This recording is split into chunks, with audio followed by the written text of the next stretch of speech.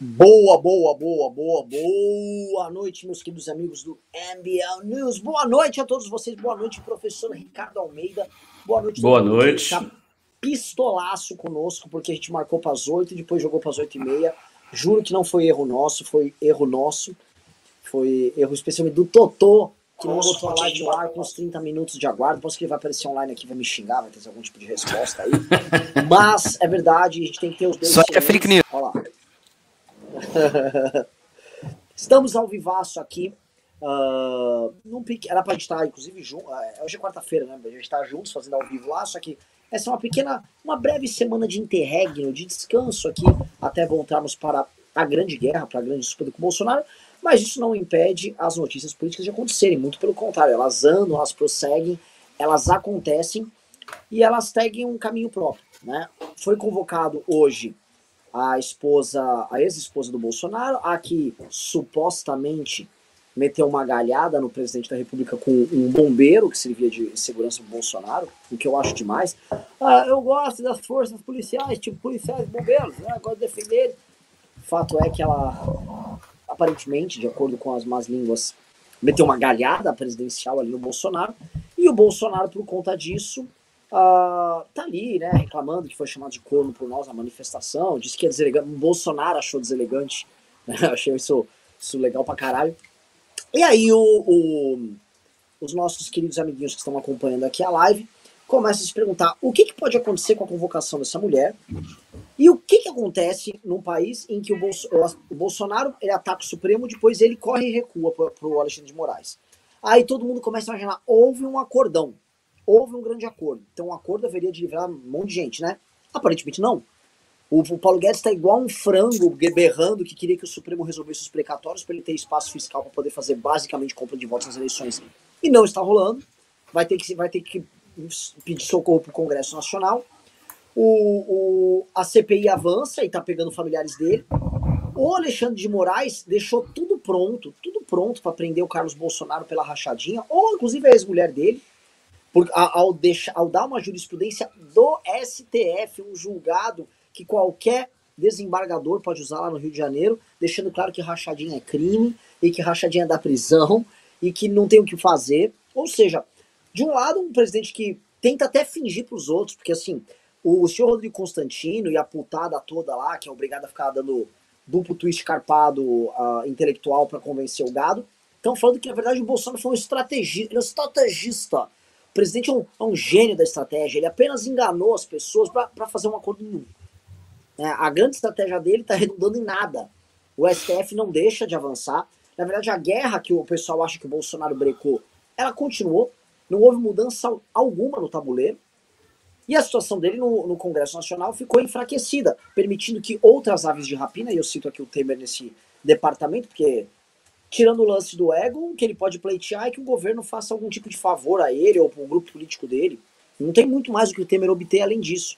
O Temer achar que será o candidato da terceira via, como o marqueteiro dele vem tentando vender, chega a ser um pouco ridículo. Eu gosto do Temer pessoalmente. Gosto do marqueteiro dele. Eu conheço o Elcinho lá da época que ele foi... Enfim, trabalhava com o Temer, assessorava ele na presidência da República. Mas pelo amor de Deus, né, Temer? Pelo amor de Deus. É que nem pedi eu, com meus 37 anos, ainda você vai começar a jogar futebol agora e você vai parar na seleção. Não dá, eu não consigo. São certas coisas que você passa eliminado do seu rol de sonhos possíveis. Você vai passando tempo. Eu também queria ser piloto de Fórmula 1, nunca vou conseguir. Sabe, uma coisa, nunca vai poder ser. Não, você nunca vai poder ser. Tempo passa. Temer, você não vai ser presidente da República, a não ser que você seja vice de alguém e aí trabalhe nos bastidores. Mas, em condições normais de temperatura e pressão, Michel Temer só tá fazendo um papelão. Não acho bonito o que ele fez. Foi muito tema da live ontem, né? O Ricardo não estava ontem. Mas acho que a gente não precisa ficar se estendendo nisso aqui. Mas o que a gente precisa se estender hoje, Ricardo, é a continuidade da crise e os incessantes convites. Acho muito louco. A imprensa fica mandando: olha só, como é que estão as negociações de vocês lá sobre a manifestação dia 2 com o PT? Vocês foram quando eu falei, ninguém entrou em contato comigo. Aparentemente ninguém entrou em contato com o Kim. E costuma ser muito eu e o Kim as pessoas que são procuradas para conversar sobre isso, e ninguém conversou conosco, mas parece que a imprensa está louca, assim, ó, tem que aderir no do PT, é do PT, tem que ser do PT. Então o pessoal tá louco lá pra gente aderir. Eu já aviso que, sim, o MBL não conversou, mas se depender da minha posição, não só não vou, como vou denunciar o PT e vou tirar a semana lá atacando o PT, porque o PT não tem compromisso algum com o impeachment do Bolsonaro, o compromisso dele é só em manter a hegemonia dele, inclusive na oposição ao Bolsonaro, oposição que ele não faz e que as outras forças políticas fingem que fazem. Então, Ricardo, que cenário é esse? Vamos começar a desenhar cenário, e eu acho que vai ser assim, como não teve tantas notícias políticas hoje é um dia pra gente falar de MBL e ideias. Então, vamos começar, quero passar rápido sua parte aqui pra gente tratar de outras coisas. Bom, vamos lá. Eu acho que a primeira coisa que a gente tem que dizer, a coisa mais importante do dia, é que você até acabou não citando, curiosamente. Eu acho que foi um desses casos que o Stanislau Ponte Preta diria que uma lacuna se fez presente. Foi o parecer do Miguel Reale Júnior. E eu digo que isso é muito importante porque o Miguel Reale Júnior é uma figura simbólica extremamente importante em relação a todo o processo de 2015 e 2016. Foi ele que redigiu o pedido de impeachment da Dilma. Ele é uma figura ligada ao PSDB, pelo menos era ligada ao PSDB, e é um cara que tem muito peso na área jurídica, né? Não é um aventureiro nem um jurista de primeiro ano, é um cara que tem muito peso na área jurídica, e ele fez um parecer listando os crimes de responsabilidade do Bolsonaro. Isso vem em conexão com aquele discurso que eu também já citei várias vezes, do Fux, um dia depois do dia 7, acho que foi um dia depois do dia 7, em que ele diz com todas as letras que Bolsonaro cometeu crime de responsabilidade. Por que eu chamo a atenção disso aí? Se a gente for olhar e pensar assim retrospectivamente, há uns 2 meses, 3 meses atrás, na verdade, quando a gente começou a falar de novo de impeachment, né, porque a gente tinha falado de impeachment no ano passado, a gente falou de impeachment, tá, a coisa passou, seguiu, o ano terminou, e aí a gente voltou a falar de impeachment e finalmente tomamos a decisão de fazer a manifestação no dia 12, fizemos a manifestação e tal. Se a gente for ver há uns 3 meses atrás, 3 meses e meio atrás, o impeachment era uma pauta muito mais política do que jurídica. Claro, já tinha o super pedido de impeachment, tinha uma série de pedidos que foram chegando na Câmara, que estavam todos lá. Só que eu mesmo sentia uma certa insegurança quando a gente colocasse na mesa as razões jurídicas do impeachment. Eu acho que isso mudou muito e muito rápido. E isso mudou muito em função do dia 12 e em função do dia 7. Então essas duas manifestações, elas fizeram o assunto impeachment rodar na esfera jurídica e nós recebemos 2 respostas importantíssimas disso. A primeira, o discurso do Fux, e a segunda, esse parecer do Miguel Reale Júnior.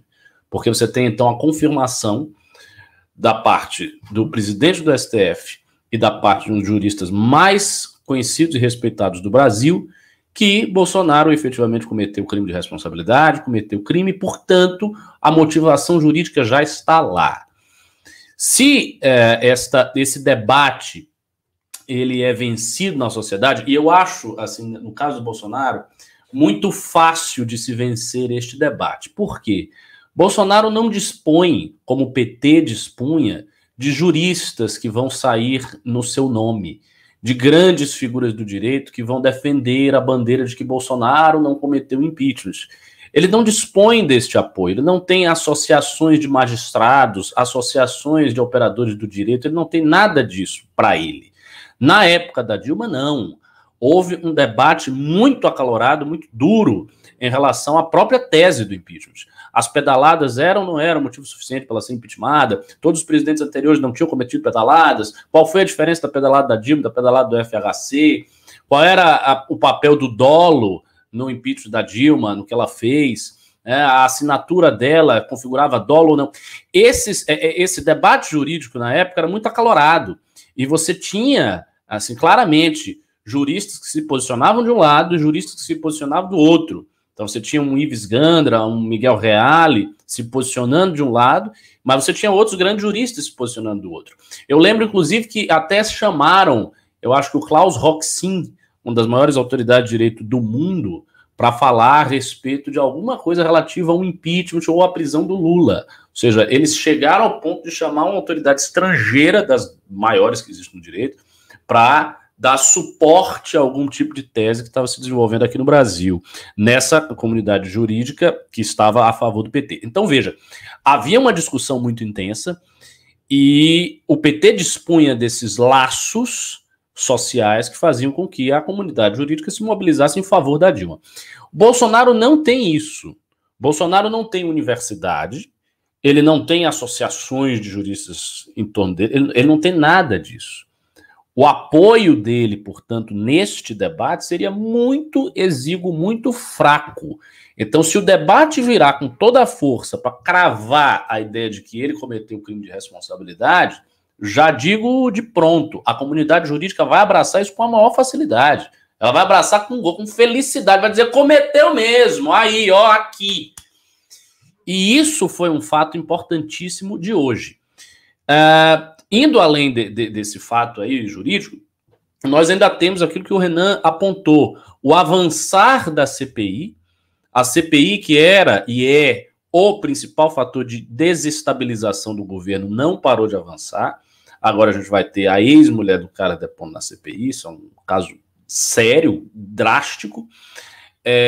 A gente está vendo que está envolvendo já o Jair Renan, outro membro da família Bolsonaro.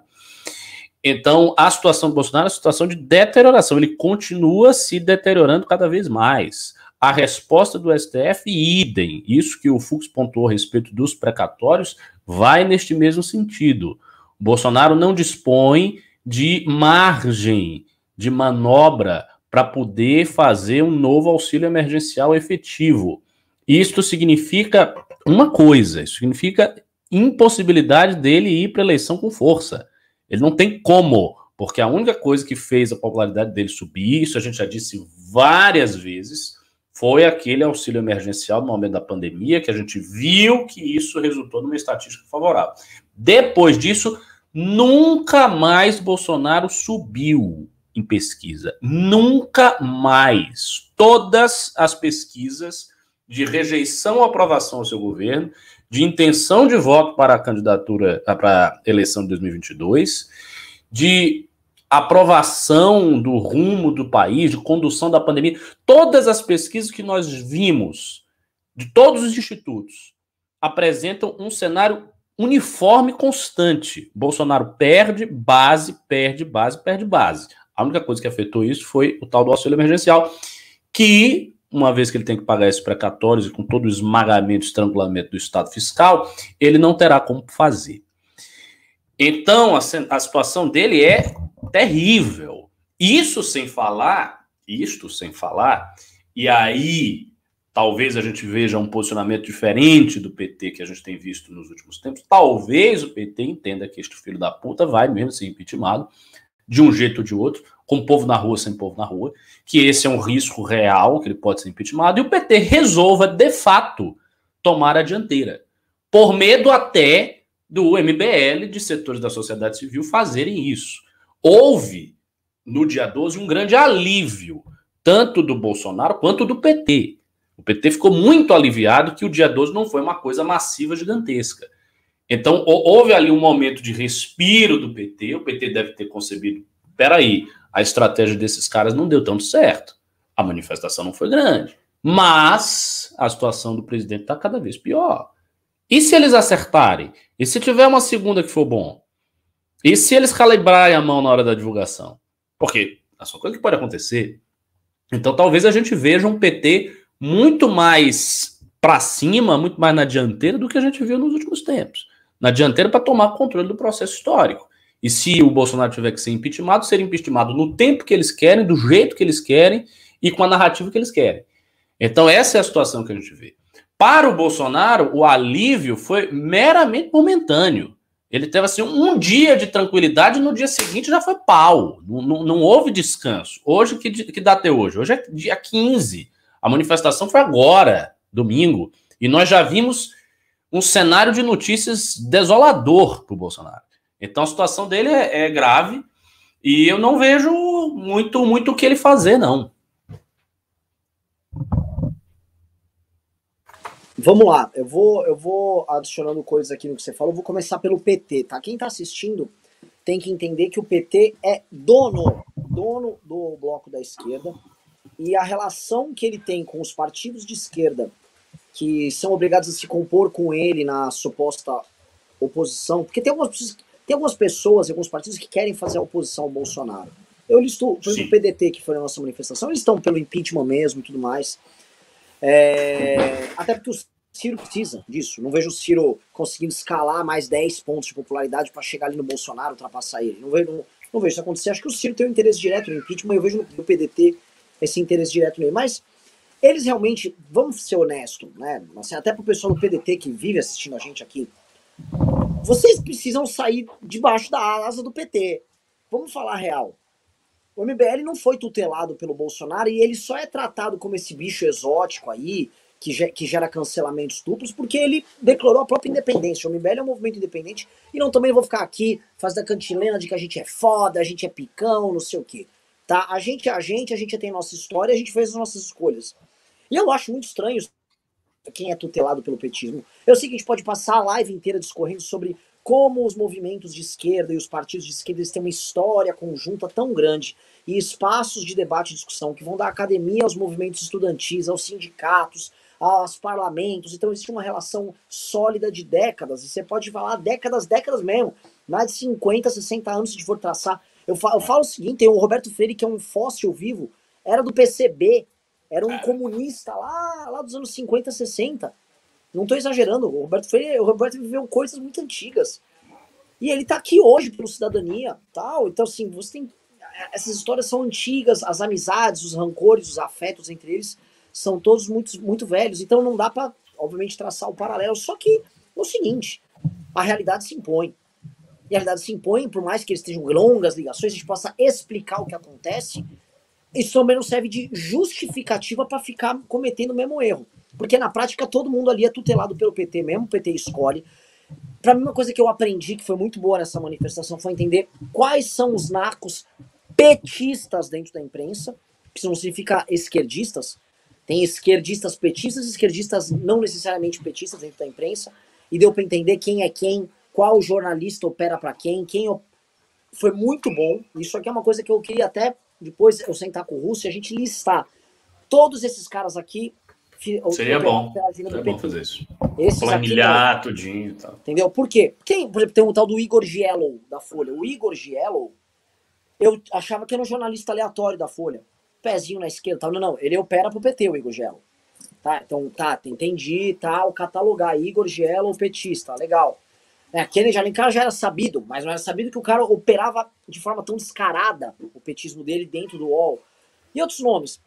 Mas o lance que eu acho que precisa ser entendido pela galera é o que eu acho que vai acontecer. A CPI, o PT vai fazer um ato dia 2 para tentar unificar e meter o cabresto de vez no bloco de esquerda e vai tentar usar uma chantagem emocional para justificar um assalto sobre cidadania, sobre PSDB e tal, que são partidos que existe uma certa fraqueza moral na hora de lidar com o PT, da parte deles. Existe uma coisa meio molenga, meio mole, meio... parece uma geleca, uma melecona. E gozado que em termos eleitorais, na hora da disputa, especialmente em municípios e estados, não é assim. Mas quando entra em âmbito nacional, quando eles são obrigados a se alinhar ou se separar, existe uma meleca geral. Porque me parece que aí em âmbito nacional, quando entra a questão do debate público, esses partidos, essas lideranças, elas têm que se submeter a certos formadores de opinião e certos conceitos para poderem ser respeitados, porque eles foram incapazes de criar a própria esfera de influência e debate público. Exatamente. E aí, como eles não têm isso, eles têm que depender e ter a aprovação de intelectuais de esquerda, formadores de opinião de esquerda, artistas, porque no fundo os caras querem ser aprovados e nunca serão. Nunca serão. E o tesão, aí vou puxar um pouco a sardinha para nós, é que a gente não tem problema com isso, né? Nenhum. Até porque a gente tá aqui formando o nosso grande guru aqui, o nosso grande Ricardo Almeida, que tem logo que escrever um livro, tá? E ele vai estabelecer o califado dele aqui no Brasil. Então eu tô muito seguro com relação a isso. Mas, contudo, todavia, no entanto, é muito louco que sobe pro MBL essa construção. Eu vou te falar uma coisa que eu achei engraçado, Ricardo.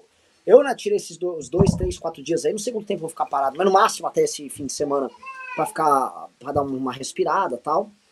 E aí eu não consigo parar de ver coisas de política, né? Natural. Não fiquei no noticiário, mas fiquei vendo algumas coisas. E uma das coisas que eu reparei, por exemplo, é a participação do Ciro Gomes no Inteligência Limitada. Muito menos audiência do que a participação minha, do Kim e do Arthur no Inteligência Limitada. Ele é hoje, vamos falar em terceira via, sem ficar com os nossos vulcos ideológicos, o nome que está liderando a terceira via é o Ciro Gomes com certa folga. E, assim, a nossa live tem bem mais visualizações que o Ciro Gomes. O que eu quero dizer? O discurso, a coisa que a gente prega, gera mais interesse. Obviamente que o Ciro Gomes tem mais recall, uma figura pública maior, mais conhecida e mais robusta. Só que o momento, o discurso, quem está criando e aí me dá agonia porque a gente ainda não articulou boa parte do que a gente fala em ideias e propostas, né? O MBL ainda tem, assim, muitos sentimentos e muitas ações, mas não tem uma proposta dada que o petismo tem, o bolsonarismo não tem. O bolsonarismo ele se valeu basicamente da construção da direita brasileira dos últimos anos, que também não articulou tanta coisa, mas era alguma coisa.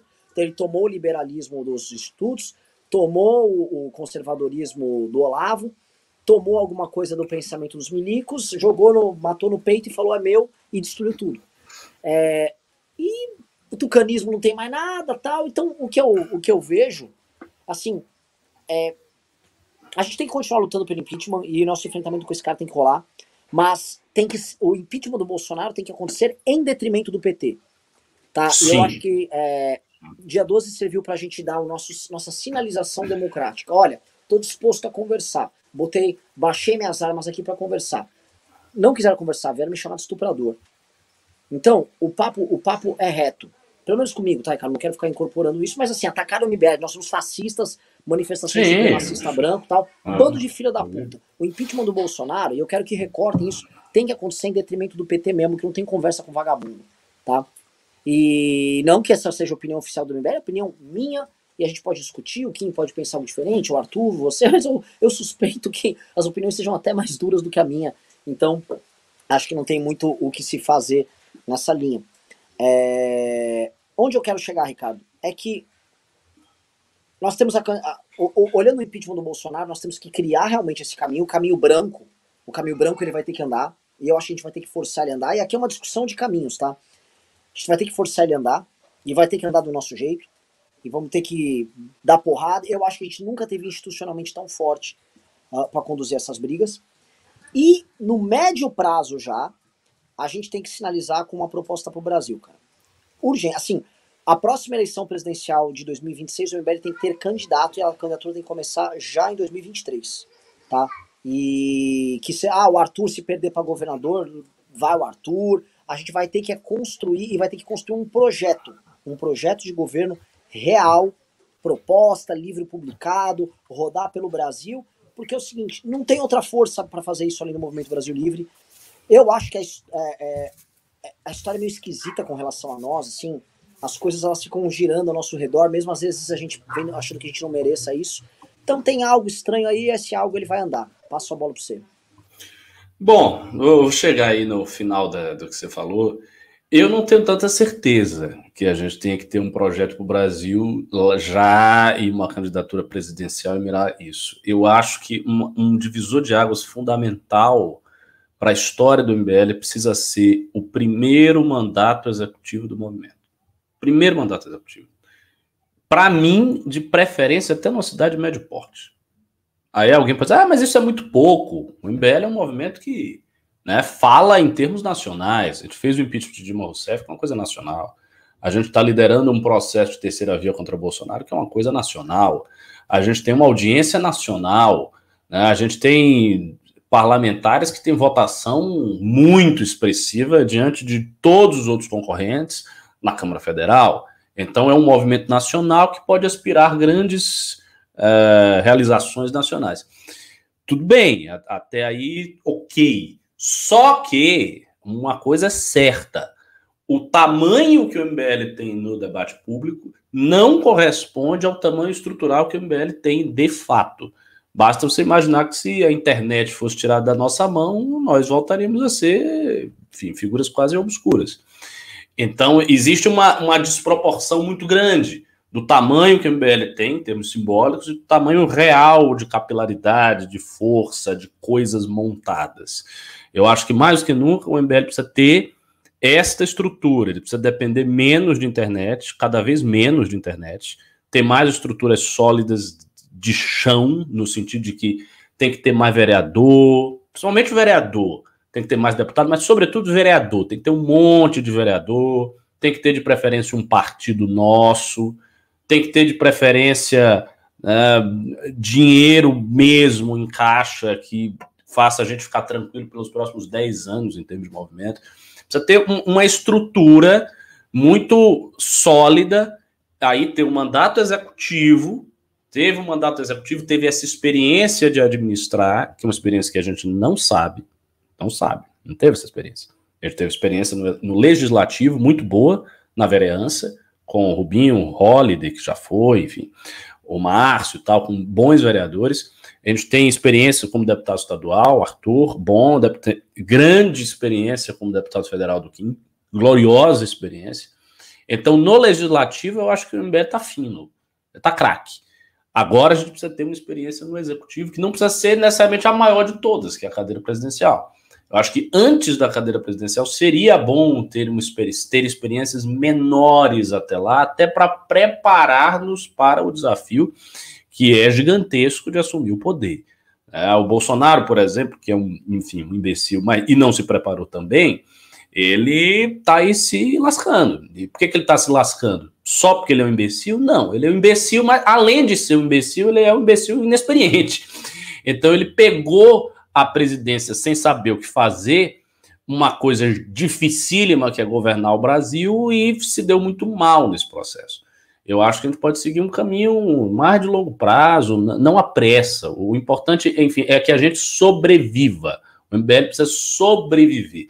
Sobre isso de renovar os projetos, eu acho que tem que haver uma renovação feita mesmo na direita, e eu quero fazer, eu quero ajudar a construir uma renovação que consiste basicamente em pegar hoje, veja, as pessoas que são hoje jovens e que estão instalados em diversas faculdades. Nosso público, vocês que talvez não saibam, é um público muito educado. O público que está na academia é muito educado no sentido formal da palavra, tem uma escolaridade alta.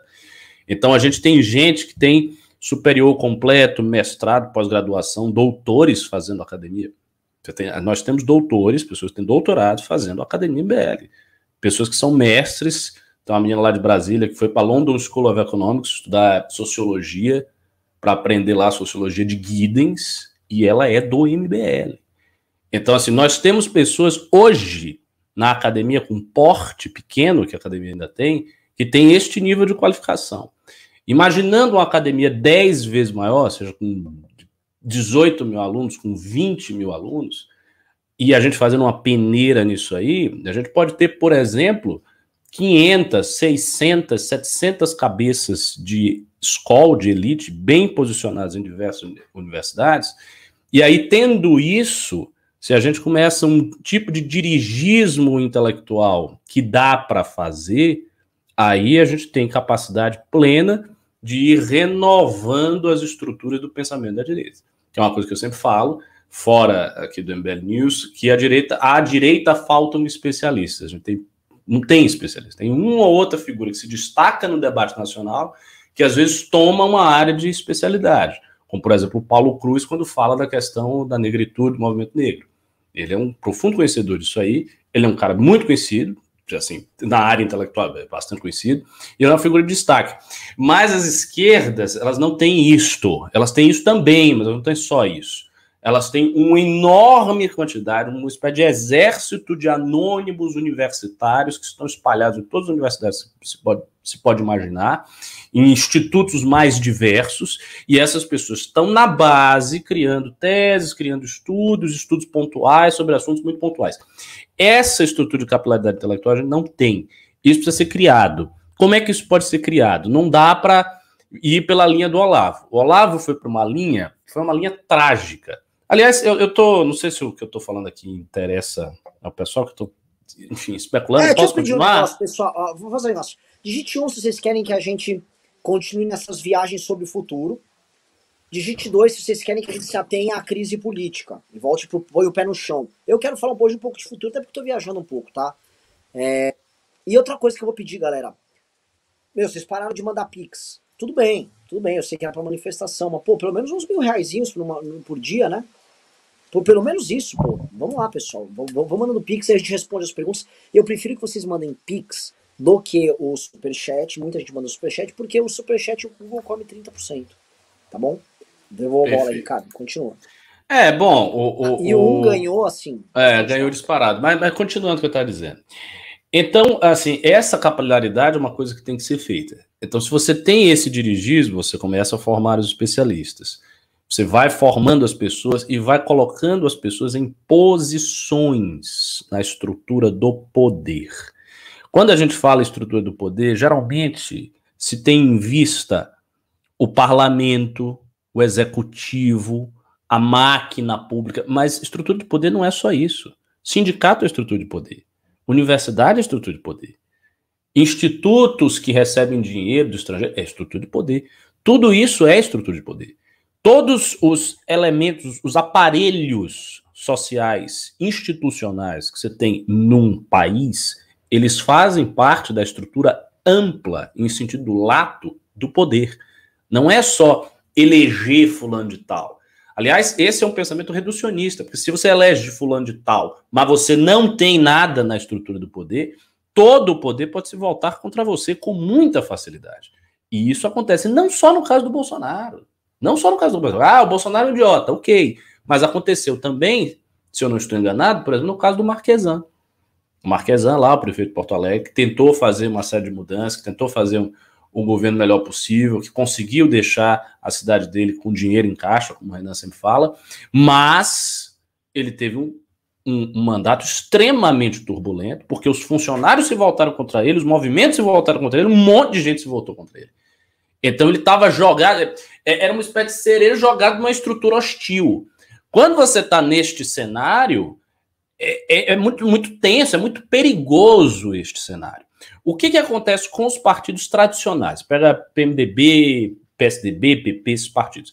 Estes partidos, eles têm força na estrutura do poder da máquina pública. Ou seja, eles têm muitos cargos, eles têm um monte de vereador, eles operam com muito dinheiro. Então, eles têm uma capilaridade dentro da máquina que é muito considerável. Você pega qualquer deputado federal aí do PSDB, o cara tem mais base do que o Kim. Ele tem, no sentido de que ele tem muito mais vereador, ele tem muito mais gente na aba dele, ele tem cargo, ele tem uma estrutura na mão dele muito grande. Que o MBL, até por escolha, se dispõe a não operar desta maneira, o que eu sou contra, sou a favor de operar desta maneira, mas, enfim, isso é uma discussão no outro momento. O fato é, eles têm isso. A esquerda, e aí eu falo do PT, que é o agente mais forte da esquerda, a esquerda, o PT tem isto, e o PT ainda tem o que esses partidos não têm, que é força na estrutura de formação simbólica do imaginário nacional. Ou seja, universidade, jornal, etc. O PT penetra profundamente nisso aí, ao passo que esses partidos, eles não penetram. O que eles fazem, às vezes, é comprar. É um pouco diferente. Então, eles compram a mídia, tem verba, como o Bolsonaro também soube fazer. Porque quando você está com dinheiro e você resolve comprar, você compra. Até o idiota do Bolsonaro soube fazer isso. O idiota do Bolsonaro comprou o SBT, por exemplo. Outro dia eu estava vendo lá o programa do SBT, aquele programa do Raul Gil, e era só chapéu, tira o chapéu. É basicamente um programa de propaganda do Bolsonaro. Um negócio ridículo, ridículo. Mas ele obteve isso porque ele comprou. Uma vez que você tira o dinheiro da jogada, o cara já não tem mais nada. No caso do PT é diferente. Ele tem uma penetração nesses universos, nesses aparelhos sociais do imaginário simbólico, que é uma penetração orgânica real. Então ele tem jornalista, ele tem um monte de professores universitários, ele tem as pessoas ali dentro. O que eu acho que o MBL precisa fazer como projeto de instituição? Nós precisamos ter os dois. A gente precisa ter a capilaridade dentro da máquina pública, mesmo com vereador, com base, com cargo, com isso, com aquilo, acho que sim. E precisamos ter no universo simbólico. O universo simbólico, e aí que está, não nos apresenta um desafio ético, porque essa operação do maquinário público é um desafio ético, dado os pressupostos do discurso que o MBL veio desenvolvendo ao longo do tempo. Não usa fundão, gabinete é curto, não pega cargo, etc. Né? A chamada austeridade. Então isso aqui é um desafio ético. Mas isto aqui não é um desafio ético. Você formar pessoas, por exemplo, alunos brilhantes da academia, que tenham 25 anos, que estejam cursando, sei lá, história, o cara está no último ano de história. Por que esse sujeito que está acompanhando o MBL não pode acompanhar por vários anos a fio, para além do que a gente está fazendo agora, se formar, fazer um mestrado e, eventualmente, prestar um concurso em que ele se torna professor substituto de uma faculdade de história pública? Ele pode fazer isso. Isso não é impossível. Se você vai conduzindo de forma transparente a carreira de centenas de pessoas com esse tipo de perfil, aí você cria realmente uma invasão dentro dos aparelhos de imaginação simbólica do país. E isso não é impossível. O que precisa assim, é ter método. Você precisa saber quem é, precisa mapear, precisa ficar acompanhando a carreira das pessoas, e tempo, e não ter pressa e tal.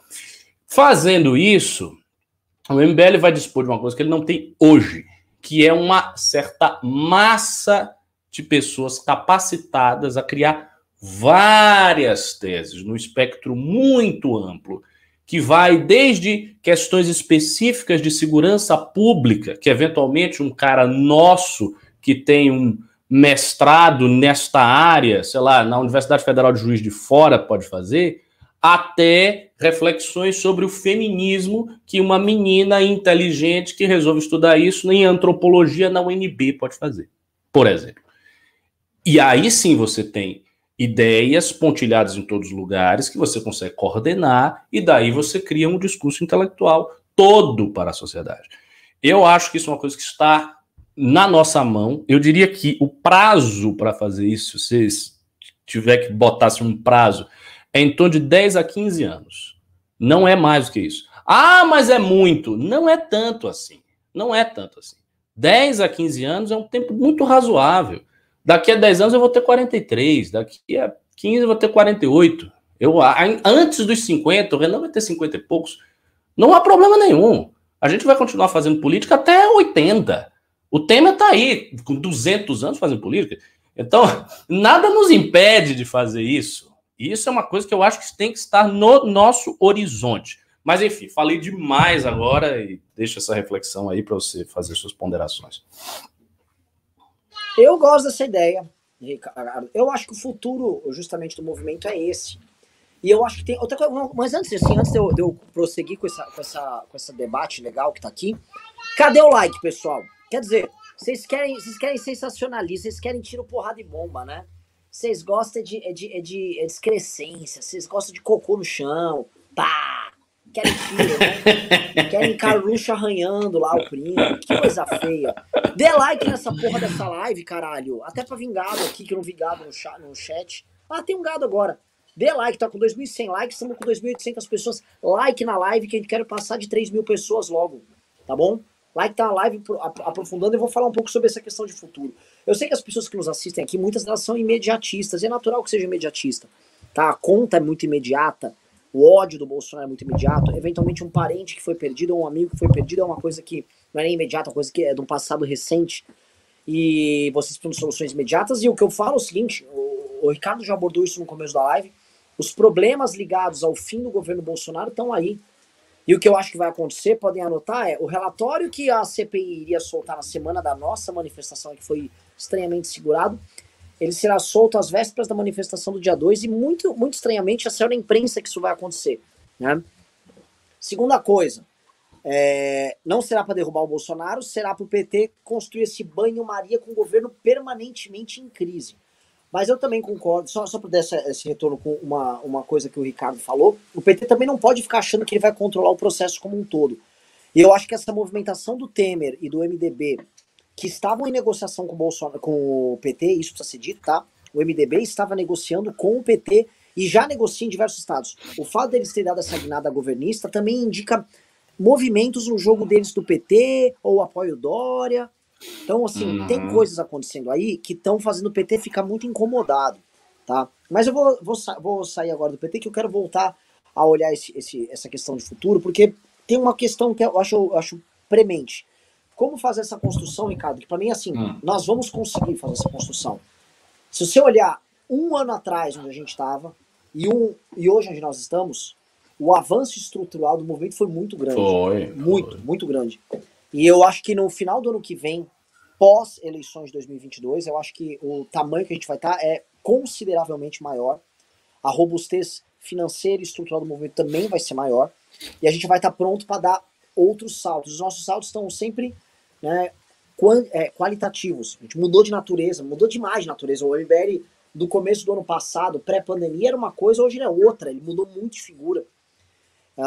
E eu acho que isso vai continuar acontecendo, e eu acho que esse processo nós vamos conseguir fazer, tá? Eu acho que isso aí é uma coisa que vamos ter dores, vamos ver como é que vai ser esse crescimento, tá? Mas isso vai rolar. O que me preocupa é essa urgência, porque o buraco argumentativo que o campo que a gente faz parte, de certa forma, do campo que a gente está tentando criar os próprios símbolos de discurso, é tão grande, é um vazio tão enorme, que ele precisa ser preenchido, porque quando ele não é preenchido, quando ele não se preenche, ele é preenchido de marketing eleitoral em período de eleições. Basicamente isso.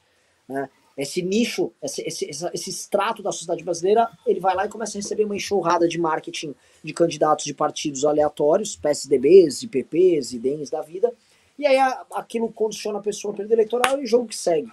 E na verdade o que eu vejo é a nossa disputa é uma disputa por imaginário nesse setor contra marqueteiros políticos. Eu acho que é uma coisa muito louca. Porque o PT não disputa com marqueteiros políticos, o PT constrói a visão e a perspectiva dele, e o bolsonarismo, que eu acho que ele vai partir com o tempo, ele operou e ainda opera, né, um conjunto de símbolos, valores, uma mitologia própria, né, e ela vai, conforme o Bolsonaro vai caindo, ela vai indo embora, mas tem lá uma determinada vida. O campo que a gente está apontando, nem tanto. E eu falo nem tanto porque, além de pegar as pessoas que estão, vamos dizer, que não estão nesse dualismo de agora, ele pega uma outra coisa que não tem a ver com elas, que são os mais jovens que estão entrando agora. E esses mais jovens, essa molecada que está chegando, ela não tem os mesmos referenciais ideológicos, nem uma rigidez ideológica que as gerações anteriores que a gente lidou, especialmente no impeachment da Dilma, tinham. Então as pessoas, elas eram ideologicamente mais claras na participação política delas nos últimos 5 anos. Essas gerações mais novas não. Eu não digo isso pelo fato de que eles aplaudiram lá a Isapena e o Amoedo. Não é isso. É o fato de, por exemplo, a Tabata ser genuinamente admirada por essas pessoas. A Tabata tem uma perspectiva política muito diferente da nossa. Né? Então, assim, existe uma admiração genuína das pessoas pela Tabata. Ali. Então, mas essas pessoas querem algo para acreditar, e as respostas que foram dadas nos últimos, pela direita, né, pelo movimento liberal, foram respostas que falharam, deixaram de existir, esse pessoal está desamparado. E a gente vai precisar atacar isso. E eu acho que isso é um ataque que ele vai precisar ser mais rápido do que a gente imagina. Isso é uma coisa que me atormenta aqui. Porque eu não vejo... Quer entrar nisso? Não, eu tenho 2 ponderações sobre isso. Eu acho que são 2 coisas que a gente tem que fazer. A primeira é o seguinte, dar um peso técnico e teórico à campanha do Arthur, né, criando em torno do Arthur mais ou menos o que o Ciro Gomes criou em torno de si, ou seja, um conjunto amplo de especialistas e pessoas bem posicionadas em diversas áreas, mas assim, não especialistas que conversam uma vez ou outra, mas pessoas que se aproximem mesmo, que ele traga junto e que comecem a fazer parte do programa de governo de verdade. Eu acho que isso é uma coisa importantíssima se a gente quer construir essas respostas. Por quê? Porque estas respostas que vêm de um programa de governo sólido não são respostas especulativas. Ou seja, não é a mesma coisa que você escrever um livro de John Rawls sobre filosofia política, ou de você fazer um tratado para discutir as críticas ao livro do Piketty. Não, isso é uma coisa prática. Isso tem uma aplicabilidade prática, é visível. Você olha e você vê uma constelação de propostas e você entende qual é o eixo retor dessas propostas. Então, eu acho que um modo de oferecer essa resposta o mais rápido possível é oferecê-las em nível São Paulo, já no próximo ano, na campanha do Arthur, com um conjunto de especialistas ao redor do Arthur fazendo isso. A gente vai conseguir fazer isso? Não sei, mas é um caminho possível. Um outro caminho é averiguar uma coisa que a gente não tem muita ciência. Em Brasília, tem uma aluna que eu já citei, vou citar de novo, que ela sempre fala, sempre conversa comigo, e ela diz que existe uma quantidade apreciável de servidores, de formuladores de políticas públicas, de gente que era ligada ao Instituto Ruth Cardoso, vários institutos aí que fizeram várias políticas públicas, inclusive na época do PT, e que tem um conjunto dessas pessoas que gosta do MBL, que é fã do MBL, e não é pequeno o conjunto. Ela diz que tem muita gente em Brasília que gosta do MBL. Quem são essas pessoas? Onde elas estão? O que elas estão fazendo? A gente precisa, de alguma maneira, chegar nelas. Tipo, cadê? Né? Pô, a gente tem um monte de formuladores de políticas públicas aí em Brasília, que a gente não sabe quem é, que gosta do MBL, que assiste o MBL, que acompanha, a gente não tem nem noção de quem são as pessoas. E essas pessoas já estão preparadas, elas já estão lá dentro, elas já sabem como a coisa funciona, elas já têm os parâmetros, elas já têm a estatística, elas já têm os caminhos. Então, por exemplo, trazer essas pessoas, de que forma? Talvez de uma forma não tão diretamente ligada ao MBL, tipo, você não vai fazer, sei lá, MBL funcionário público, não vai fazer isso. Mas você pode criar uma associação, como existem várias associações. E aí você dá um nome, associação não sei o quê, papapá, que no fundo a gente sabe que reúne a galera que tem o nosso pensamento. Então você reuniria servidores, gente que está aí espalhado no poder federal, em torno de uma associação dessa, com uma carta de princípios muito abrangente, com a presença ali do Kim, né, e o Kim vai e tal. E isso é uma coisa que dá para fazer. E aí seria extraordinário, porque o mandato do Kim, olha só que louco, o mandato do Kim já não seria mais só o mandato do Kim, seria o mandato do Kim plus esta associação aí civil. Então, assim, são duas coisas que eu acho que elas são mais imediatas e mais fáceis de fazer. Então, você tem a questão da candidatura do Arthur e você tem isso. A candidatura do Arthur está mais na nossa mão. Essa segunda coisa tem que ter um trabalho de, como é que eu vou dizer, de detetives. Tem que pôr a lupa para saber quem são as pessoas, conseguir tirá-las da sua imobilidade e fazê-las trabalhar em conjunto numa associação com a carta de princípios vaga. Não acho isso impossível. Acho isso viável. Inclusive, eu quero dar essa missão para essa menina aí, que eu estou citando aqui sem dizer qual é o nome. Eu quero que ela faça isso, que ela organize e tal. Ela vai querer fazer. Mas, Ricardo, existe essa energia. Uma coisa que eu jogo aí é muito para você, às vezes para caras como o Martim que nos assistem. As políticas públicas têm que vir, elas são acopladas a uma determinada leitura de Brasil, uma perspectiva do que, que nós fomos, o que nós somos e onde a gente quer chegar. O que eu vejo é o seguinte, o liberalismo brasileiro não explica isso, tá? Não resolve isso. E que autores, assim, até estou te perguntando assim, eu pedindo ajuda para você. Sim. Que autores a gente tem aqui no Brasil que começam a apontar algum caminho disso? Tem um liberal, meu Deus do céu, esqueci o nome dele agora. Porra, aquele que ajudou a escrever o plano de governo do Collor, caralho. Esqueci o Melchior. O José Melchior. Todo mundo cita o Melchior, mas é ele? Tem outros caminhos dados? Eu não acho que seja o Melchior, porque assim, as pessoas citam o Melchior, mas se você olha os livros do Melchior, boa parte dos livros do Melchior não é discutindo nenhum problema brasileiro. O Melchior teve essa incursão no governo Collor e tal, mas o Melchior era um profundo conhecedor de poesia, literatura e de teorias. Ele era um doutrinário. Então, ele tem um livro sobre liberalismo, ele tem um livro sobre liberalismo social, argumento liberal, um livro sobre marxismo, sobre Adorno, Benjamin. Ele tem um bocado de coisa nesse sentido, mas ele era principalmente um doutrinal. Eu não vejo, partindo do Melchior, uma corrente clara de um liberalismo à brasileira. O que ele tentou fazer foi uma adaptação do liberalismo social inglês para o caso do Brasil. E disso resultou essa ajuda do governo Collor, que deu errado. O governo Collor foi impeachmentado. Então, não acho que do Melchior a gente vai encontrar muita coisa. E tem um detalhe aí, porque aí você tem que ver as visões de mundo conflitante das pessoas. Eu tenho a minha própria visão de mundo, mas ela é muito distante da aplicabilidade. Eu acho que o Brasil tem que dar uma guinada conservadora radical. Mas até que ponto isso é aplicável ou viável? E mais do que isso, até que ponto isso é palatável para as pessoas da direita brasileira que se acostumaram com uma leitura liberal das coisas. Eu acho que não.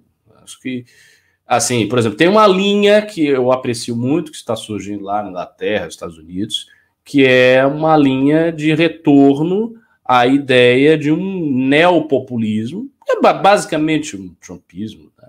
De um neopopulismo na base, com direitos sociais, com fortalecimento do Estado em relação a muitas coisas, fortalecimento do emprego, com uma série de políticas de base para trabalhador, ao mesmo tempo um conservadorismo bastante firme no que se refere a costumes, moralidade, etc, etc. Eu acho, por exemplo, que isso se encaixa perfeitamente bem com o espírito brasileiro.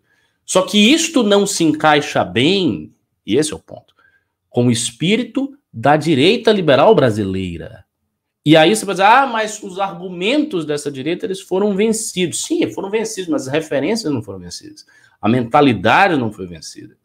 O estilo, o tom, as leituras, a maneira de ser não foi vencida. As pessoas não abandonaram isso. Você pega, por exemplo, o Arthur é um liberal brasileiro bem redondo. O Kim, ele é um liberal brasileiro consideravelmente redondo, republicano, redondinho. É diferente. Para a pessoa abandonar isso aí, ela tem que abandonar uma série de... Fazer uma pergunta nisso. Eu não sei se ela vai querer abandonar. Eu pego o Kim, eu olho, né? Eu vejo o Kim, todo mundo trata ele como um produto dessa nova direita brasileira. Você acha que existe um liberalismo pouco falado, que é um liberalismo brasileiro, que vem lá do século XIX para valer, e desemboca numa perspectiva que as pessoas têm de Estado brasileiro, que faz parte muito do MDB, também foi parar na MDB na época do Ulisses, que é a ideia do homem de Estado aqui, e que tem a ver com o pensamento liberal aqui, que é para onde o Kim está se encaminhando? Mas eu acho que isso, Renan, que tinha uma dimensão teórica, isso meio que se perdeu a dimensão teórica. Eu acho que essa figura do homem de Estado no Brasil se tornou a figura de um operador. Ou seja, ele é fundamentalmente um operador a partir de consensos básicos e gerais que são colocados no mercado e nas elites brasileiras. Então você tem certos consensos de mercado, certos consensos de elite, e um operador político ele vai operando nesse âmbito, que é mais ou menos o que o Temer fez no governo dele, que é mais ou menos o que o Rodrigo Maia fez enquanto presidente da Câmara. Então existe esta linha, que sem dúvida nenhuma é a linha adotada pelo PMDB, pelo PSDB, por esses partidos que não têm um cunho ideológico muito marcado, mas do ponto de vista da teoria não é uma linha muito criativa. É basicamente pegar um certo consenso que está aí e a pessoa vai aplicando. Não é. Que foi o que Fernando Henrique fez. Por exemplo, veio aquela voga do consenso neoliberal e o Brasil está fazendo tudo certinho. Então chega lá, bota um economista ortodoxo para fazer a paradinha dele, aí bota bons técnicos em vários lugares, aí os técnicos vão administrando tudo certinho. Só que isso, assim, isso já existe, isso é uma fórmula pronta. E se o MBL fizer isto, eu não acho ruim, eu acho até bom. Tipo, você está fazendo o básico. O que é o básico? O básico é a administração PSDB style. Não tem grandes mudanças, não faz grandes coisas, não tem grandes projetos que vai mudar tudo, mas você oferece uma administração ok. Né? As coisas funcionam, as pessoas sabem o que vai acontecer na semana seguinte, não tem grandes atritos. E a fórmula disso eu acho que já está pronta. Agora, quando se fala de uma coisa mais ambiciosa, que é a ideia de vamos criar um projeto próprio e fazer um negócio diferente, aí não é só isso. Aí eu acho que exige criar um negócio diferente. E aí quando vem essa criação, há uma dificuldade aí, porque esbarra no fato de que os grandes influenciadores e as grandes figuras de fama na direita brasileira, elas já têm o seu pensamento formado. E a despeito de todos os fracassos do governo Bolsonaro, do fracasso do Paulo Guedes, tudo isso aconteceu, este pensamento ele não foi de fato diluído na cabeça dessas pessoas. Ele pode ter sido diluído na sociedade, mas na cabeça delas não foi. Você pegar, sei lá, um cara simples, não é um teórico, uma pessoa simples, um youtuber simples, Nando Moura, tá o nome do Moura. A visão política do Nando Moura, a visão teórica, é muito sim, ela é muito curtinha e óbvia. né? O Estado tem que sair da minha vida, eu quero viver a minha vida sossegado, esses caras metem imposto em cima de mim, isso aí é um saco, eu não quero esta merda, não quero que meu filho vire viado que dando a bunda aí a todo custo, quero as coisas aqui redondas, minha família ok, tamo junto. Não tem... É um pacotinho. Que pacotinho é esse? É o tal da fusão do liberalismo econômico com o conservadorismo em matéria moral. Um pacotinho norte-americano, o cara aprendeu e tal. Isto não vai sair da cabeça dele. Ele não vai sair da cabeça. Ele não vai abandonar isso completamente por uma outra visão de mundo. Isso não vai ocorrer. A mente dele já está formada. Então, para você ter essa renovação, você teria que ter uma produção teórica nesse sentido. E as pessoas que hoje têm já essa mentalidade formada, essas pessoas teriam que sumir. É isso que... Porque elas não vão mudar. Então elas teriam que ser chupadas e tragadas pelo processo histórico, e outras pessoas começam a assumir, começam a estar no lugar desses caras com outro discurso que não tem nada a ver com esse. Essa mudança, eu não sei se ela é possível. Não sei se ela é possível na direita brasileira. Talvez seja. Talvez seja. Eu vou falar umas coisas, Ricardo, que eu tô acompanhando. Assim, as também. Coisas que eu vou escrever e que eu tenho dado aula e tal, eu sempre aponto para esse horizonte de mudança. Qualquer pessoa que assista qualquer aula minha com um pouco de sutileza na academia vai perceber exatamente qual é a minha parada. Eu sou um conservador. Então, para mim, pessoalmente, as soluções todas que tem que vir são as soluções mais reacionárias e conservadoras que se pode imaginar. Por exemplo, voltar ao passado, a tradição, é lá para trás. Então, por exemplo, falar de Brasil, se eu fosse usar pensadores do meu, digamos assim, com conexão comigo, era Gilberto Freire, Oliveira Viana, os pensadores clássicos, corporativistas, católicos, era essa gente aí. Que é um negócio, assim, um pouco assustador para os consensos atualmente vigentes. Inclusive o Gilberto Freire foi cancelado, né? Gilberto Freire é cancelado desde os anos 50. O cancelamento de Gilberto Freire é antiquíssimo. E regressando nesse, eu acho esse assunto fundamental. Para quem está assistindo, pessoal, essa aqui não é uma live que vai ter a maior audiência, mas acho que é uma daquelas lives importantes para a gente ficar alinhando caminhos aqui. Eu digo esse problema do liberalismo e um problema nacional. Existe um problema nacional, inclusive de administração pública, que não se reflete nos estados. Por exemplo, diversos estados em todas as regiões do Brasil apresentam resultados interessantes na gestão pública, porque existe um certo modelo de gestão pública que ele vem se tornando padrão. Eu quero dizer, por exemplo, você citou as ONGs de administração pública ligadas ao PSDB. Elas estão administrando o governo do Rio Grande do Sul junto com o Eduardo Leite, e ele está tendo resultados não só econômicos e financeiros ali na gestão pública, mas que vão virar resultados na gestão dos tributos, vai ter redução do ICMS agora lá, e na administração da educação, saúde e outros departamentos, que são claros, são óbvios. Mesma coisa acontece no Paraná, no governo do Ratinho Júnior, que é do PSD, desculpa. E mesma coisa acontece em São Paulo no governo do Dória, mesma coisa vem acontecendo em Minas no governo do Zema, no Espírito Santo, quando teve o governo do Arton, eu não sei como é que é o governador agora do Espírito Santo, mas foi isso, ele governou com ONGs e com esses parâmetros. Em Goiás, antes do Caiado, já tinha esse trabalho com, acho que era o Perillo, que era o governador, me corrijam aí. E no Ceará, já usaram ONGs e essa turma técnica para operar o governo estadual. Mesma coisa aconteceu em Pernambuco. Ou seja, existe uma fórmula de gestão que nos estados passa por ter uma relação mais simples e direta com as assembleias legislativas. Elas são, tirando o Rio de Janeiro, elas são muito mais dóceis do que o Congresso Nacional, com o presidente da República, que faz com que os estados eles estejam se consertando e trocando experiências e competindo entre si, e a coisa está indo. E a melhora na gestão dos estados ela é muito grande e ela é muito melhor do que acontece em âmbito nacional, porque o governo brasileiro, a Federação Brasileira, ela é, de certa forma, ingovernável. E ela é muito difícil você conciliar esses interesses, e você tem aí todos os problemas, a gente tem que ficar listando aqui, os problemas do STF, os problemas do Congresso Nacional, os problemas entre os estados, o problema da divisão do bolo, do Pacto Federativo, tudo isso, né, os problemas, as diferenças regionais, tudo isso gera um problemaço. Mas na prática, governadores que querem governar bem não encontram muitas dificuldades para governar bem. E eu acho que isso é paradoxal. Porque os estados brasileiros, na verdade, se você aplica essa forma meio que já existe. Se a gente só compilasse o manual do bom governante estadual aqui, ele já tem. E aí você pode ter alguns tons e algumas cores. Por exemplo, a administração das polícias em estados com uma linha mais conservador e com voltados para o resultado costumam ter resultados melhores do que outras administrações de polícia em estados que não olham dessa mesma maneira.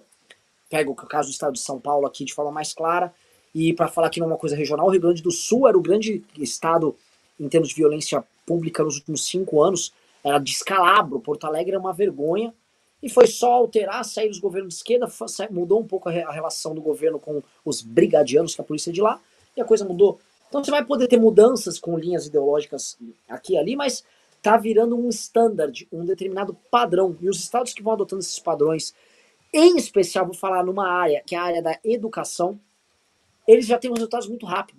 Os resultados vêm muito rápido. O Ceará realmente teve resultados muito bons. Pernambuco realmente teve resultados muito bons.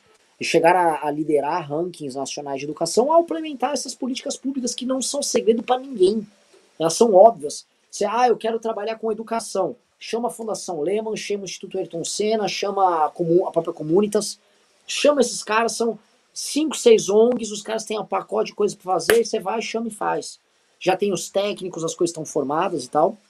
E são técnicos, em geral, que operam em governos de direita e em governos de esquerda. Eles operam, não importa o governo, chamou, contratou, botou os caras lá, eles vão lá e tocam. O problema é a federação. Eu vejo o grosso do problema tá aí. E eu digo mais, eu sempre falo com você, põe a questão da divisão dos estados do Nordeste, os estados do Sudeste e Sul, são modelos diferentes, mas você consegue ter nessa administração dos estados bem administrados. E isso é muito louco, porque assim, você consegue ir quebrando o gap nas administrações estaduais. E aí fica aquela pergunta, será que as soluções já não estão em casa mesmo nos estados? E será que não é o próprio modelo de federação que atrapalha? Não estou aqui também tentando coisas libertárias, Ricardo, não é isso que eu estou falando. Não, eu entendi o que você está dizendo. Existe um manual de gestão para governo estadual dado, mas não existe um manual, nem uma proposta clara de gestão federal. E, na verdade, as propostas que a gente tem dadas na mesa, por exemplo, o bolsonarismo, o pedetismo e o petismo, são coisas muito diferentes. E, pelo menos, assim, se eles forem aplicar o que eles falam, cada um, assim, um vai para a Lua, outro vai para Marte, outro vai para Júpiter. E nos estados não está acontecendo isso, tá? Você vai pegar um governo do Rui Costa lá na Bahia, ele não é tão diferente assim de um governo do Zema. Não é. Tanto que a esquerda diz que ele é direitista, né? Quase toda a esquerda mais ideológica diz que o Rui Costa é um direitista. O que eu acho que é a diferença principal aí não é só a dificuldade de governar a federação. É que quando você governa um país, você está governando uma personalidade. Você está governando uma personalidade histórica. Um Estado-nação, ele não é um ajuntamento de cidades, ele é uma personalidade histórica que tem uma voz histórica, inclusive no cenário internacional. Ele é uma coisa, uma personalidade, ele tem uma persona. E isto é que é o difícil, porque veja, essa administração aí que você traça, e que é o pacote básico e tal, ela também não é extraordinária.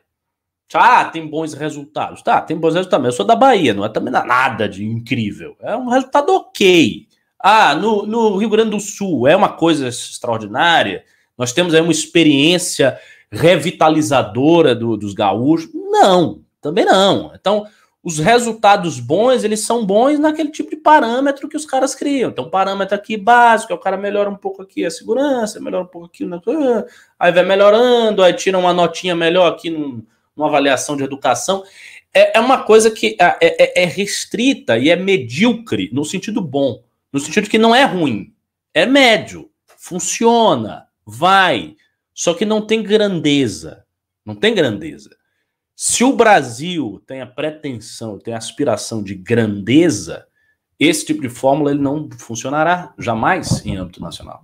Porque em âmbito nacional o Brasil é uma persona, ele é uma personalidade jurídica. Por exemplo, o que é que essa gestão ultra técnica aí da Comunitas e não sei o que, tem a dizer sobre, sei lá, a presença do Brasil no Conselho de Segurança da ONU? Ou a questão do Brasil como liderança regional no bloco da América do Sul? Nada. ou a posição internacional que o Brasil tem que tomar em relação aos grandes conflitos geopolíticos. Ao alinhamento dos Estados Unidos, à ascensão da China, aos BRICS, etc. Sabe? Essas decisões, elas são por essência ideológicas. Elas precisam ser. E se a pessoa acha que vai tomar uma decisão desse tipo e ela não vai ser ideológica, ela está falseando as coisas. Para usar aí a terminologia de um marxista, o Adorno, ela está... como é que diz? Ela está sob ilusão positivista. Então ela tem essa ilusão positivista, essa ilusão tecnocrática, que você tem uma técnica e que a técnica dá certos resultados. Mas isso não existe. Você não tem uma técnica, a técnica dá certo. Você tem posições... Mas a técnica, olha só, a técnica não vai dar em tudo, em certa medida? Não, é lógico que para você implementar uma coisa, você vai ter que tomar decisões que você vai ter que avaliar a tecnicalidade da decisão. Mas elas são decisões ideológicas. A técnica não vai acabar virando cada vez mais um fim em si mesmo? Em termos globais, talvez isso aconteça. Talvez, eu espero que não. Eu acho que isso é uma coisa terrível. É horroroso, é o fim da humanidade. A técnica virar o fim da humanidade. Como diz o Galimberti, a técnica é o verdadeiro sujeito da história e vai substituir o homem. Bom, se isso acontecer, a gente vai morrer também, né? Não vai ter mais nada, vai ser robôs. Mas, enfim, não indo para um cenário tão distópico assim, o fato é, as decisões que um país toma são decisões ideológicas também, elas são ideologicamente informadas. Por que o Erdogan faz as coisas que ele faz? Porque ele tem um projeto neo-otomano. Por que a China faz as coisas que ele faz? Porque ele tem um projeto comunista chinês. Por que os Estados Unidos tomam certas decisões? Por que você tem um deep state invadindo os países, fazendo isso e aquilo? Porque os Estados Unidos têm essa posição. Então o Brasil também precisará necessariamente tomar essas decisões. Ele tem que saber para onde ele está indo. E não tem um caminho neutro. Não, o caminho correto, de acordo com uma técnica positivista de governo, é fazer assim, assim. Isso eu não acho que exista. Isso eu não acho que exista. É lógico que na administração pontual, essas coisas precisam estar claras e ela precisa funcionar. Então você vai lá, o técnico bota a cabeça dele e ele vai precisar de parâmetros, de estatística, não sei o quê. Isso existe. Isso vai existir, inclusive, em âmbito nacional, existe em âmbito nacional. Mas quando o país ele começa a querer algo, ele começa a querer se mover nesta ou naquela direção, as questões ideológicas todas afloram. E é natural que isso se dê no âmbito nacional, porque o Estado-nação é no âmbito nacional. Não são os estados. Não é? A gente não vai decidir, sei lá, o caminho do Brasil no Amapá, nem no Ceará, sabe? O significado de um estado é outra coisa, não é o mesmo significado da nação. Então, eu acho por isso que é impossível transplantar. Não dá para transplantar isso para o âmbito nacional. Perfeito, não, excelente. Aqui eu olho, Ricardo, em âmbito nacional, essa pergunta assim, o que o Brasil quer, se perguntar para um brasileiro, o brasileiro não vai saber dizer. Até porque a gente parece estar eternamente tentando resolver um problema interno. Né? A nossa identidade eterna. Então, assim, nunca. Século XVIII. Nunca se resolve, eu acho que, enfim, não vejo uma. A não ser que pinte um líder que resolva isso, né? Plau! E ele resolve isso e o Brasil desabrocha. Surge a missão internacional do Brasil, mas eu acho que isso o Ciro Gomes alega que é ele, né? A grande moral final do projeto do Ciro é dizer que ele é este líder. Aliás, o projeto do Ciro é extremamente ambicioso, porque ele acha, ou pelo menos passa essa imagem, de que ele vai resolver esse problema. De que aí sim o Brasil vai achar identidade, vai se desenvolver, vai virar potência, não sei o quê. Eu acho que não, eu acho que ele tem um projeto muito bonito na teoria, mas quando ele for na prática, ele vai, se ele for presidente, ele vai ser devidamente enrabado pelas forças do sistema. Mas ele acha que não. Né? O projeto dele, ele é mais disruptivo do que o do Bolsonaro. Porque o Ciro, ele quer alterar profundamente a natureza econômica do Brasil. E o Brasil tem uma estreiteza de capacidade de mudança de rumo gigantesca. Você quer para um pouquinho do lado liberal, o corporativismo bate. Se você querer sair um pouco da linha, os mercados de capital internacionais te cortam. Exato. Então, assim, o Brasil está estreito. E ele está estreito. Aí você pode até ir para a crítica dele, porque o Brasil nunca teve um projeto próprio, nunca teve uma linha própria. O Brasil, ele vende grão. A gente não vende de grão, velho. Tipo, a gente não é nem a farinha, a gente vende o grão. Entendeu? É um grão num container, manda para fora, e é isso. A gente não tem muita função no debate no mercado internacional. Aí você teve uma explosão industrial de 1900 a 1960, acabou e voltou a vender grão. E voltou a vender grão. Vendeu o produto agrícola durante séculos antes, teve uma explosão de algumas décadas, voltou a vender produto agrícola. Então Sim. É isso. O Brasil, cara, falando a real, o Brasil é uma grande fazenda. Eu sinceramente, eu acho que, dada a condição tão precária que a gente está, será que vale a pena ficar pensando nessas viagens de grandes projetos? Porque, às vezes, você ficar pensando em grandes projetos também é um erro. Porque aí o grande projeto não dá certo e você se fode. O Bolsonaro aí, ele não tem. Agora é nova era, agora o Brasil vai mudar tudo, não mudou nada, tá uma merda. Então, às vezes, você aceitar a sua vocação de ser um fazendão, quem você é? Você é uma grande fazenda. Pronto, então vou ser uma grande fazenda e vou defender a minha condição de ser uma fazenda com unhas e dentes. Não vou deixar ninguém ser fazenda. A fazenda aqui vai ser eu. E aí pronto, e acabou. E Goiás domina o mundo, e é isso aí. E o sertanejo. E aí a gente vem de sertanejo. Olha só, o Brasil, vamos lembrar que em termos musicais, o Brasil exportou pra valer mesmo, foi sertanejo nos últimos 10 anos. Sim. Aquela famosa, se eu te pego, e teve ainda uma outra, foram hits em verões europeus, assim, por 3 anos seguidos. Então, Goiás, de fato, Goiás carrega o Brasil nas costas, a gente tem que aceitar isso. Quem carrega, a verdadeira locomotiva na verdade, é um caminhão de soja. É um caminhão de soja goiana. Com um motorista ouvindo sertanejo comendo pamonha. É isso. O resto todo é só conversa, só papo furado. Viva Goiás. Aliás, você já teve em Goiás? Adoro Goiás. Tive em Goiânia. Eu tive em Goiânia, mas Goiás muito rápido. Goiás é muito bom. Gosto muito de Goiás. Vamos ler aqui os superchats, senão a gente também bora. Aqui. Vou começar pelos Pix. Pessoal, estamos com 780 de Pix. Manda mais aí 250, vamos bater R$ 1.000 aqui, é importante. A galera só deu Pix, né? Porque Pimba, eu não vi absolutamente nenhum aqui. Então vai lá, o Diego Gonçalves disse, não acham que a proposta da manifestação foi muito politizada para o povão? Tolerar Joyce, PCdoB? Não acho que foi isso. Eu falei isso aqui na live de segunda, a meu ver a questão foi, o público estava passivo, recebeu a nossa convocação passivamente e assim continuou.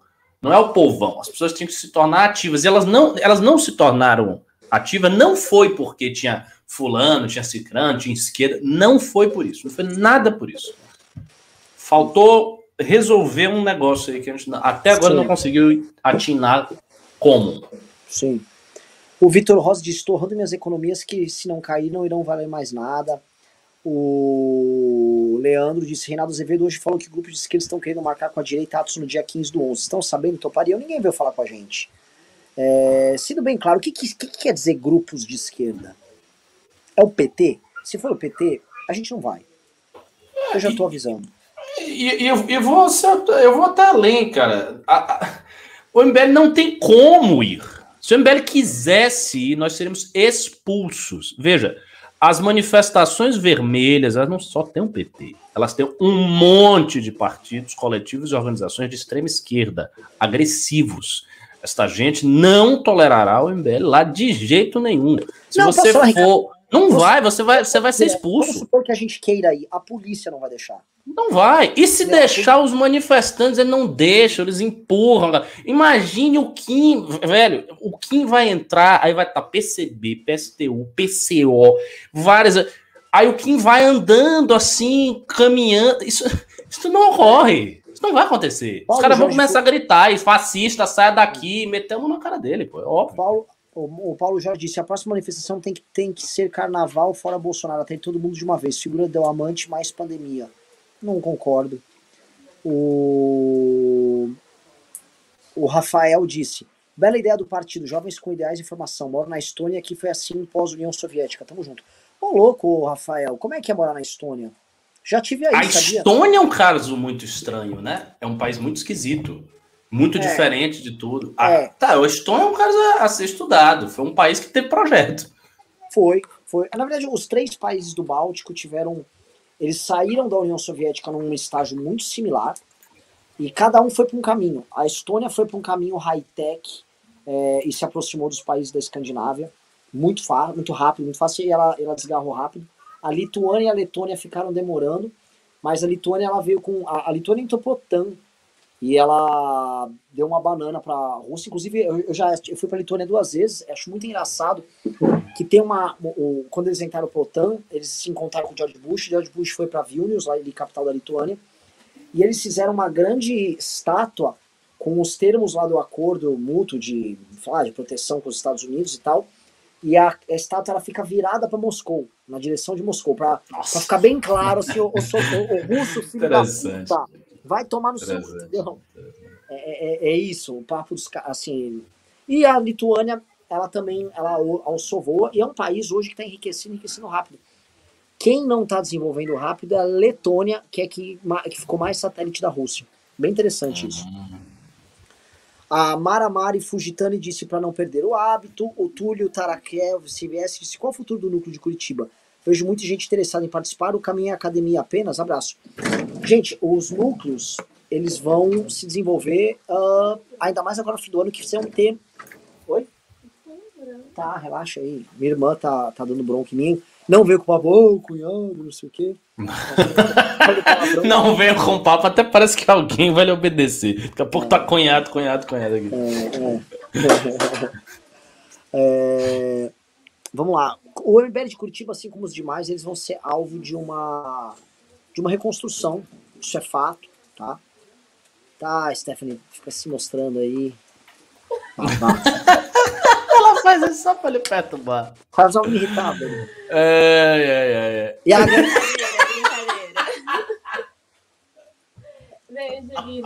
A Stephanie ganhou muitos seguidores. Você acredita que ela ganhou uns 300 seguidores? Sério? Ai, gente, não tô nem aí. Eu fico feliz. Beijos para todos. Beijos. Oi, agora vem a Angelina aqui também, da Oi. Quando eu voltar pra São Paulo, vamos levar a Angelina pra ir com a Isha pra ficarem brincando. A Isha tá falando em línguas estranhas? Ou ela já fala português já, normal? Cara, ela fala várias frases e palavras, mas ela também fala em línguas estranhas. Em bebê, ela... essa aqui também fala. Fala aí, Angelina. Papai, fala qualquer coisa, Angelina. Fala aí. Vai.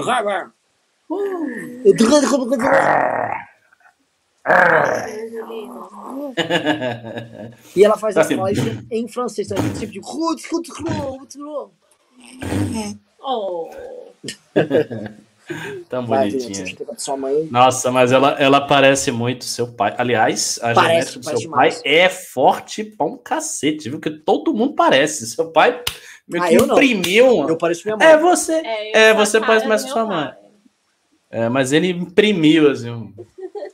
Vamos lá, vamos pro próximo. O Gustavo Barbeiro disse: poderia fazer que nem no Flow, que através do site é possível comprar fichas para enviar perguntas aceitando várias formas de pagamento. Interessante, hein? O Gustavo Barbeiro falou: poderia fazer. Já foi. O João Otávio disse: é possível governar jogando algumas meu cunhado, sabe? Pressionando o legislativo, exemplo, a reforma da Previdência que teve custo. Cara, o Bolsonaro tentou fazer essa estratégia, a estratégia não funciona. Eu acho que, inclusive, este tipo de ativismo, especificamente, ele meio que tá um pouquinho morto, sim. Vou dar um exemplo. Pra gente conseguir andar com a emenda de privilégio do Kim, foi uma campanha gigantesca, uma mobilização real, e custou. E eu acho que esse método, conforme o pessoal tá desvendando como funciona a lógica das redes, por que um deputado da Alagoas vai receber a opressão de um paulista, de um gaúcho? Se liga. Todo mundo já ganhou isso aí. Vamos lá, esse aqui foram os Pix. Deixa eu ler aqui os Pimbas que teve. O Arthur Miller disse: vou ler só os de R$20 para cima. O Vasquez Filho disse: boa noite, pessoal. É verdade que os partidos de centro, direita e esquerda estão organizando protestos pelo impeachment de 15 anos? Eu vou falar um negócio, tá, pessoal? Se estiverem organizando, quem organizar um protesto com o PT estará no protesto do PT. Os partidos de direita, quem são os partidos de direita? Eles não têm capacidade de mobilização. Então, não vai... meu Deus, recebi uma convocação aqui do DEM, eu tô indo. Isso não existe. Né? Então, meio que assim, é uma manifestação do PT em que os políticos destes outros partidos decidem ou não se vão participar. É isso. Quer complementar algo, Ricardo? Não, eu só vou dizer o seguinte, e só os políticos, viu? Eu vou aguardar a manifestação. Se tiver militância desse partido, esse pessoal vai tomar um sacode. Sim. Então, isso vai acontecer de novo. Eu lembro do que ocorreu com o PSDB. Eu falei, né? Negócio de Pedro Menezes, pessoal fica dizendo, tem que ir. Eu disse, não vai dar certo, tem que ir. Foi e apanharam. E assim, isto, cara, isso é uma coisa que, não digo que é 100% de certeza, mas é 80%. E, francamente, você ir para uma manifestação que você corre o risco de apanhar das pessoas que estão fazendo a manifestação, uma coisa que você tem que ficar pensando, será que eu vou apanhar? Isso não faz sentido. Você não faz manifestação num cenário que é hostil desse jeito. Isso é idiota.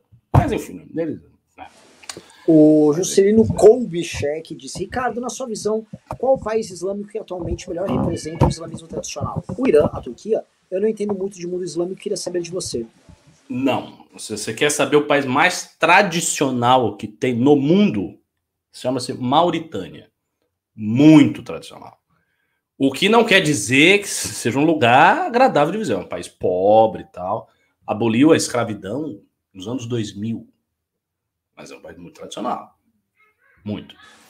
O Hamilton Manuel disse, as pessoas estão nem aí para a democracia, só votam porque são obrigadas. O cara quer saber se vai ter o que comer. Se querem encher na próxima manifestação, o papo deve ser, sua vida está cara porque estão te roubando. Vai deixar? Não. Discordo. Discordo porque essas pessoas não saem às ruas para se manifestar. E assim, a esquerda já operou esses discursos, manifestação, sabe, tipo, menos ódio, mais pão, sabe, com aquelas frases de efeito babaca, tipo, vacina no braço, comida no prato. Todos eles esperam o grande levante popular. Inclusive o PT tem um movimento que chama Levante Popular. Que não tem povo nenhum. É ótimo. E aí quando vai é um monte de estudante de classe média com Black Power, feministas, tudo. É isso. Não tem... Isso é uma ilusão, tá? Bem claro.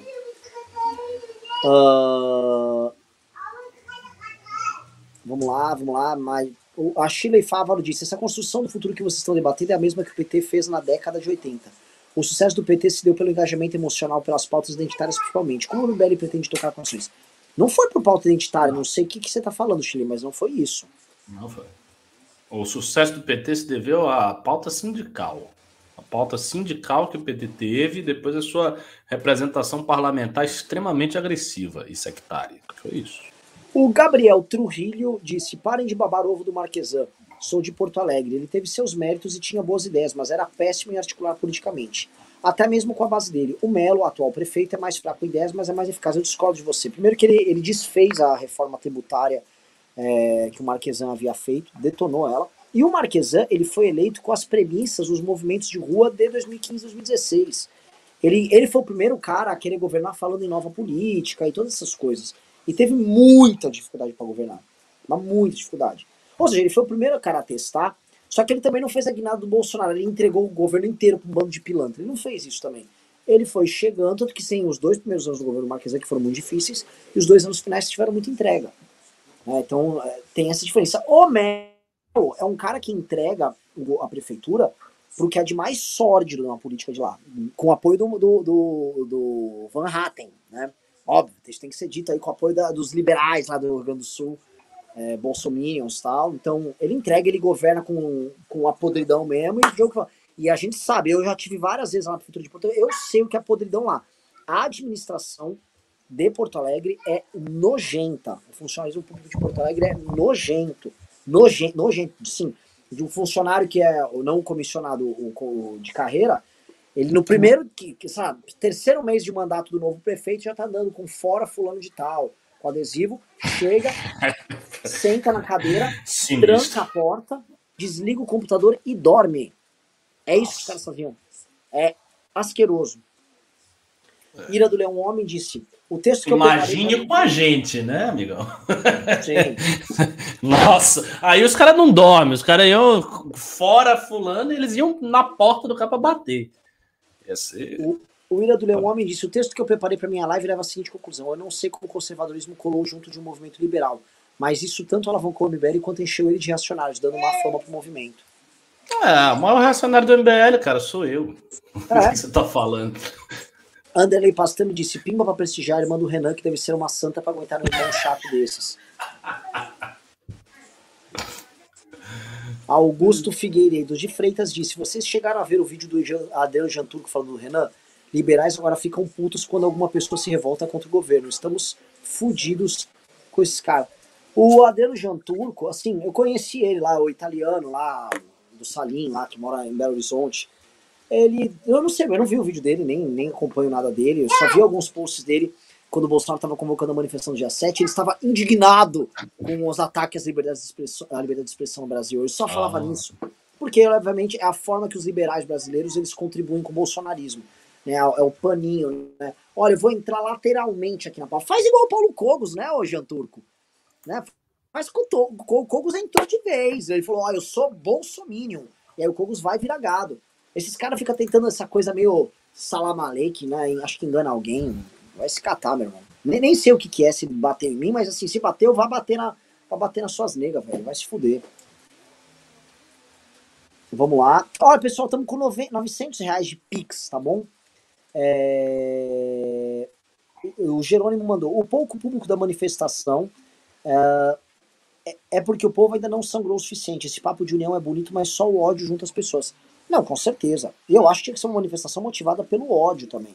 É o ódio e medo são sentimentos que motivam. Tá? Tristeza não motiva. Felicidade não motiva. Olha, eu vou pras ruas porque eu tô feliz. Eu vou fazer uma série de coisas porque eu estou feliz. Quando você tá feliz, você quer manter sua condição de felicidade. Exato, quando você tá triste, você fica parado, você fica deprimido, você fica sem ação. É melhor você ter ódio, você ter raiva, você ter medo, porque aí você age. Né? São sentimentos que são motivadores. Aliás, isso explica muito a dinâmica das redes sociais. Porque as redes sociais, elas se movem muito mais com esses sentimentos, porque eles são sentimentos que engajam. E aí tu vai, as redes são cheias de ódio. Não é as redes. A humanidade é cheia de ódio e medo. Né? Sim. Esta foi exatamente um resumo da aula do Pedro na Academia MBL. Ele deu uma aula sobre isso. Sim, exatamente sobre isso. Não, foi brilhante a aula, muito boa. Imagina assim, as pessoas que estão motivadas pela tristeza. Pessoal, nós vamos fazer uma mobilização aqui de luto.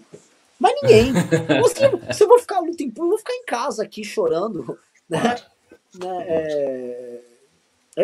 O que eu falei agora é uma coisa que o Pedro comenta muito. A Angelina tá falando língua de bebê em francês, né? Meio complicado. O Couto perguntar também quanto aqui de Pix. Tão bonitinha. Cadê?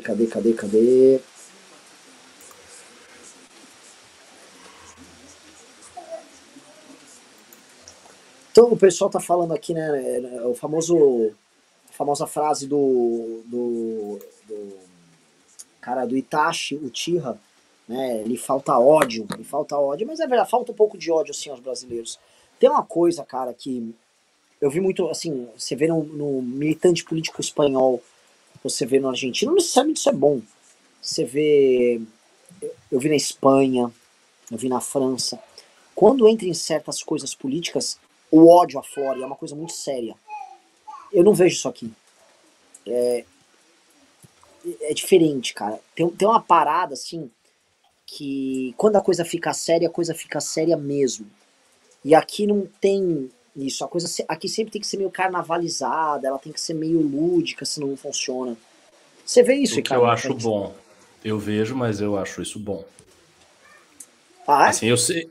Lógico. Assim, eu sei que tem um aspecto negativo, que é a dificuldade de mudar as coisas, mas assim, o Brasil é um país de contradições muito grandes, de problemas latentes muito sérios.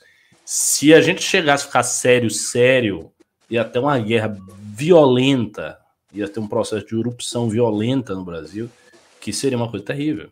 Então, eu prefiro que fique aí. Vai no carnaval aí. Pelo menos a gente sobrevive. Entendi o ponto. Né? Na verdade é o seguinte, se aquelas pessoas, e isso é verdade, se as pessoas que sofrem moram nas periferias e são obrigadas a pegar ônibus e mais ônibus lotados pra ganhar uma merda e ter um serviço público de merda. Assim, é degradante como essas pessoas são tratadas no Brasil.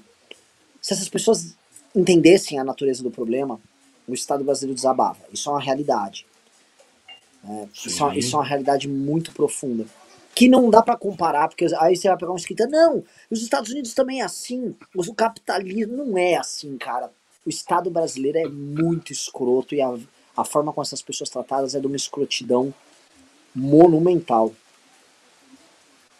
Bom, senhor Ricardo Mendes, chegamos às 10 da noite, faça o seu encerramento aqui, terminamos aqui nossas... Bom, obrigado aí pela audiência, obrigado por vocês não fugirem enquanto eu estava aqui fazendo 20 minutos de uma especulação entediante, embora muito importante também. E é isso aí. Para maiores esclarecimentos e questões teóricas desta natureza, façam no próximo ano a Academia MBL. Por favor, entrem. Porque se a gente não tiver gente, a gente não vai fazer os nossos especialistas, a gente não vai ter capilaridade intelectual, a gente não vai ter os nossos especialistas em administração e políticas públicas e não vamos conseguir este maravilhoso projeto que é o MBL na presidência. Maravilhoso. Muito obrigado a todos. Beijos e abraços e fomos!